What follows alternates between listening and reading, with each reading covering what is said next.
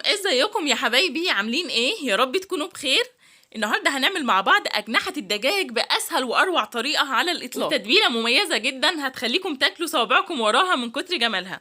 طبعا التشيكن وينجز بتتباع بره غاليه جدا، على الرغم من اننا لو عملناها في البيت هتكون انضف واوفر لينا من بره بكتير. شايفين بقى جمال التشيكن وينجز بتاعتنا؟ بجد بتدوب في البق دوب من جمالها، ولا ريحه التتبيله. الوصفه بتاعتنا النهارده بجد يا جماعه خطيره جدا جدا، فيها تريكات هتفرق معاكم جدا وهتعتمدوا الطريقه دي متاكده باذن الله. كمان عملت معاها شويه رز بالخضار هيعجبوكم قوي. يلا بينا على طول نسمي الله ونبدا في الوصفه بتاعتنا. بس الاول يا ريت ما تنسوش اللايك للفيديو والاشتراك في القناه لو لسه بتشوفوني لاول مره. اول حاجه معايا زي ما انتم شايفين كيلو الا ربع من اجنحه الدجاج. معانا كمان علبه كبيره من الزبادي اللي هي فيما تعادل معلقتين كبار من الزبادي. معانا كمان تشكيله محترمه من البهارات عباره عن نص معلقه صغيره من كل حاجه هنقول عليها، يعني ملح، كمون، بابريكا، فلفل اسود، وقرفه، وبصل بودر، توم بودر، بهارات مشكله، وكمان كركم. لو في اي حاجه من البهارات دي مش متوفره عندك عادي مفيش مشكله، تقدري تستغني عنها. ممكن تعتمدي في الوصفه دي بس على الملح والكمون والفلفل الاسود والقرفه، هتكون معاكي زي الفل باذن الله. ولكن الاضافات التانية بتعلي التست وبتكون مميزه اكتر. بعد كده تعالوا بينا نشوف طريقة تنظيف أجنحة الدجاج. بنجيب أجنحة الدجاج بتاعتنا، بنقطع الحتة الزيادة اللي بتكون هنا وبنغسلها كويس جدا. بعد كده بننزل عليها بمعلقتين ملح وعصير ليمونتين ومعلقة دقيق، وبندعكها كويس جدا وبنسيبها في الخليط ده حوالي 10 دقايق. بعد كده بنشطفها وتعالوا بينا نشوف هنتبلها ازاي. وفي بوله فاضيه هننزل بعلبه الزبادي بتاعتنا وهنضيف ليها مجموعه التوابل اللي احنا اتفقنا عليها. طبعا لو حابين تزودوا اي نوع توابل تاني عندكم مفيش ادنى مشكله. ما ننساش كمان نضيف معلقه صغيره من الخل وحوالي معلقتين 3 من الزيت، اي نوع زيت متوفر عندك. هنقلب بقى التتبيله بتاعتنا كويس جدا بالشكل اللي انتوا شايفينه ده، وبعد كده هنبتدي نضيف اجنحه الدجاج بتاعتنا. ضروري تكون اجنحه الدجاج مغسوله كويس جدا ومتصفيه من الميه. ضفنا أجنحة الدجاج هنقلبها كويس جدا في التتبيلة، وده مهم جدا. بعد ما هنقلبها في التتبيلة كويس هنغطيها بستريتش راب أو بأي كيس مطبخ، وهندخلها التلاجة أقل حاجة ساعتين علشان التتبيلة تسمع فيها ويكون طعمها جميل جدا وجوسي من جوه بالشكل اللي هتشوفوه معايا في آخر الفيديو. ودي أجنحة الدجاج بتاعتنا بعد ما قعدت ساعتين في التلاجة. تعالوا بينا نشوف ازاي هنشويها مع بعض بطريقة مميزة جدا جدا. والعمل احلى تشيكن وينجز معانا 2 بصلايه وسط مقطعينهم جوانح بالشكل ده، كمان بطاطسيتين تقدروا تقطعوهم مكعبات او شرايح، وكمان تقدروا تستغنوا عنهم لو مش حابين. 3 قرون من الفلفل الاخضر، شويه بهارات صغيرين جدا، نص معلقه من الملح ونص معلقه من الكمون ونص معلقه فلفل اسود. طبعا دي كلها معالق صغيره. في صينيه عندي نزلت بالبطاطس وعليها البصل وشويه البهارات، وهدعك البصل بتاعي كويس جدا. الخطوه دي مهمه علشان تدبل معايا البصل. مش هضيف بهارات اكتر من كده لان اجنحة الدجاج متبلة كويس جدا وفيها مجموعة محترمة جدا من البهارات، وهينزل منها كمان على الخضار، فمش محتاجة توابل اكتر من كده علشان الخضار بتاعي ما يطلعش معايا حادق وطعمه اوفر. قطعنا كمان قرن فلفل اخضر واحد بالشكل ده.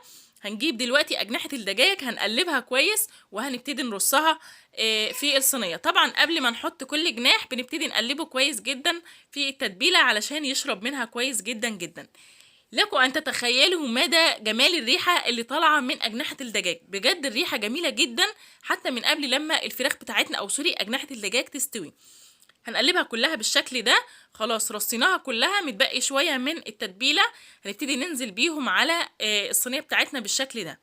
هنغطيها وهنزود لها ربع كوبايه ميه بكوبايه الشاي، مش اكتر من كده.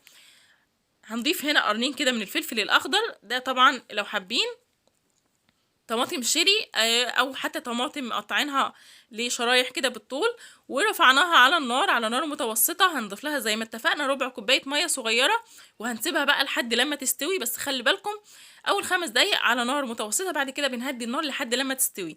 وده كان شكلها بعد ما استوت، مستويه بقى ودايبه دوب. طيب هندهنها بصوص كده علشان خاطر الفراخ بتاعتنا او اجنحه الدجاج تكون لونها مميز زي ما انتوا هتشوفوا معايا في اخر الفيديو. الصوص ده طبعا عباره عن معلقتين من الصلصه عليهم معلقه زيت، ربع معلقه فلفل اسود، وربع معلقه ملح. هنقلبهم كويس جدا وبالفرشه بتاعتنا هندهن اجنحه الدجاج، وبعد كده هندخلهم تحت الشوايه لمده 10 دقايق بالكتير. وطبعا نخلي بالنا النار تكون واطيه جدا علشان ما تتحرقش معانا، وبنطلعها على طول ونقدمها. بس قبل ما نقدمها هنعمل معاها شويه رز بالخضار تحفه جدا.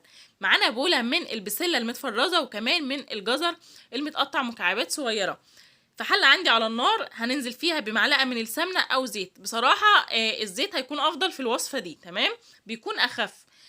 الزيت بتاعنا او السمنه اتقدحت، نزلنا عليهم بالبسله وكمان بالجزر وهنقلب تقليب مستمر لحد لما الخضار بتاعنا ده يستوي نص سوا. بعد كده هننزل عليه بشويه من التوابل، نص معلقه صغيره من الفلفل الاسود، نص معلقه صغيره من القرفه، ومعلقه صغيره من الملح.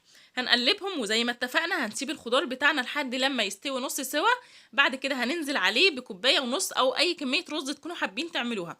كوبايه ونص من الرز غسلته كويس وصفيته وبعدين نزلت بيه. هديله تشميعه وتحميصه كويسه جدا مع الخضار بالشكل ده. وبعد كده هنبتدي نضيف الميه بتاعتنا. هنا الميه هتكون قد الرز بالظبط، يعني لو مج ونص رز هيكون عليه مج ونص من الميه، وضروري تكون الميه مغليه. هنقلبهم كويس وهنغطي عليهم ونسيبهم لحد لما يتشربوا الميه. ده شكل الرز بالخضار بعد ما شرب الميه. هنهدي النار بقى، نعمل النار بتاعتنا واطيه جدا ونغطي عليه ونسيبه لحد لما يستوي تماما. واجنحه الفراخ بتاعتنا كانت طلعت من الفرن، الريحه بجد مش طبيعيه. الوصفه يا جماعه في منتهى الجمال. على فكره تقدروا تاكلوها بعيش او تعملوا معاها رز ابيض او مكرونه بالصلصه، اي حاجه زي ما بتفضلوا. بس هنا الرز بتاعنا كان استوى ومفلفل بقى، والخضار فيه بجد الوصفه في منتهى الجمال. بس زي ما قلت لكم نصيحه، الزيت هنا افضل من السمنه بكتير، بيكون اخف. طبعا انا فضيت الرز بتاعنا وحطيت كده التشيكن وينجز بتاعتنا ورشيت شويه من الزبيب او مكسرات لو متوفر عندك. وابدأي سمي الله وكلي وتفرجي بقى على شويه الصوص اللي نازلين من التشيكن وينجز بالشكل ده، بطاطس بقى بالبصل، كل ده يا جماعه تحفه. تعالوا ندوق بقى. يا سلام بقى على الجمال، يا ريتكم كنتوا معايا في اللحظه دي. الفراخ بتاعتنا او اجنحه الدجاج دايبه دوب، وطعم التتبيله بجد بجد يعني وهم. ويا سلام بقى على الصوص اللي نازل مع شويه الرز بالخضار ده.